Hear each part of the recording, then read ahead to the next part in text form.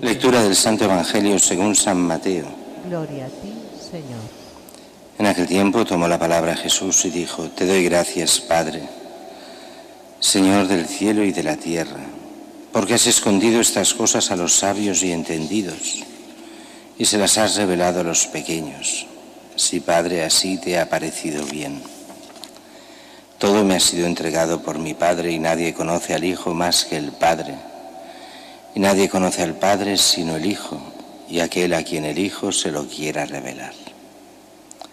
Palabra del Señor. Gloria a ti, Señor Jesús. La primera lectura puede parecer muy extraña en la mentalidad actual, y es la teología de la historia propia del Antiguo Testamento. Es la reflexión que hace Isaías sobre el gran, no era el imperio asirio, sino sobre los sirios, que hicieron también su imperio. Y estos sirios están invadiendo Israel, o sea, el reino del norte. Querrán acabar con Judá, pero no podrán. Y el Señor promete, si son fieles a Judá, que no podrán los sirios entrar. Sin embargo, ya el profeta prácticamente, ya los profetas anteriores habían hablado ya que se acabaría con Israel, el reino del norte, se llamaba así, precisamente por su infidelidad, y a Judá le advierte: o se convierte o le pasará lo mismo. Y aquí viene lo que es la teología de la historia. Siria pasa a ser como el castigo de Dios ante la infidelidad de los pueblos, aunque Siria no lo ve así, como es lógico. Ellos ven solo que son invasores, hacen lo que quieren y tienen un ejército poderoso, así que ellos pasan de todo. Lo único que les interesa son las riquezas, el poseer, y así matan, destrozan sin problemas. Y así lo explica el mismo profeta. Ellos no se dan cuenta, se piensan que son algo, y de ahí su soberbia. Es lo que le pasa a estas grandes potencias. Esa soberbia lo que hace es que duren poco, y así al cabo de relativamente pocos años también Siria caerá, la gran potencia desaparecerá, para ser sustituida por otra gran potencia, los caldeos, que durarán también lo que duran, porque después vendrán las otras potencias, que si los persas. Bueno, el caso es que hay veces que hay formas de actuar de los hombres que son precisamente, a ver si sé decirlo bien, que a veces se puede interpretar mal las cosas. Es como si Dios protegiese a su pueblo, y cuando su pueblo desprecia a Dios, como si Dios quitase esa protección especial. Y cuando no hay la protección, solo queda el mal de los demás que viene hacia ti. Y podríamos decir que de una forma curiosa también es lo que pasa en nuestros países y en nuestras épocas. Cuando uno se aleja de Dios, y tanto como lo es nuestra sociedad y nuestros gobernantes, vienen todos los males. Y uno diría, bueno, esto es culpa de otros. No, es culpa de nuestro país.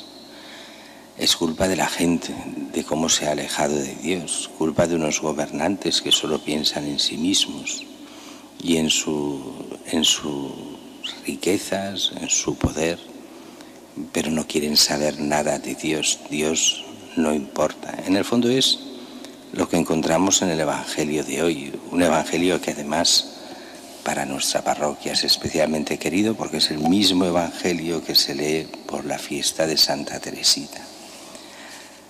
Jesús, como en un momento especial, ante todos dice: Te doy gracias, Padre, Señor del cielo y de la tierra, porque has escondido estas cosas a los sabios y entendidos, y se las has revelado a los pequeños.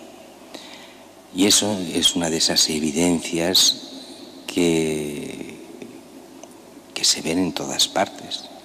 Los que se creen sabios, donde entra la soberbia, Dios desaparece. Las cosas de Dios, las más sencillas, desaparecen totalmente. En gente que no se cree que ha estudiado mucho y sabe mucho y no se da cuenta que no sabe nada ante Dios. Y sin embargo, aquellos que son sencillos ante Dios, esos aprenden las cosas de Dios. Aquí no está hablando de gente que no tenga ni el más mínimo de cultura, que también los hay.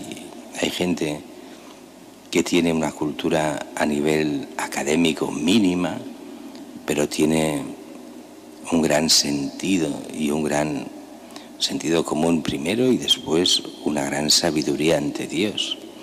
Pero aquí hablamos de la gente más normal, cuando uno es sencillo ante Dios, aunque tenga 3 doctorados y sea lo más de lo más a nivel científico, si es sencillo, entiende las cosas de Dios. Si lo que entra es la soberbia, entonces uno se aparta totalmente de Dios. La soberbia es el gran pecado capital que nos aparta del todo ante Dios, el que se cree por encima de Dios. Y se cree por encima a nivel por su cultura, por sus cosas, por sus amigos, por sus amistades, por sus poderes, por su inteligencia, y no se da cuenta de que no es nada ante Dios. Y Dios juega este juego. Te crees soberbio, te crees importante. Dios se oculta ante los que se creen importantes. Te das cuenta de que no eres nada. Dios se muestra a aquellos que son sencillos, que son humildes. Recordemos la grandísima frase de la Virgen: porque has mirado la humillación de tu esclava, o la humildad de tu esclava. La Virgen, la más grande, y se humilla ante Dios, sabe quién es Dios.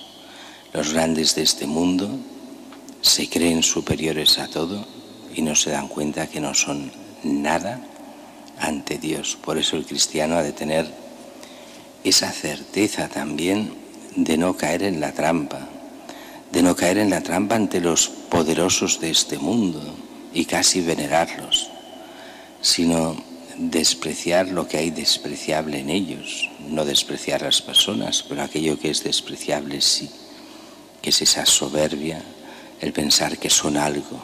Nadie es nada ante Dios. O como diría, parafraseando el Evangelio, los humildes son los grandes ante Dios. Aquellos que lo reconocen son los enormes gigantes ante Dios. Y aquellos que pasan de Dios son los pordioseros, los pobres desgraciados.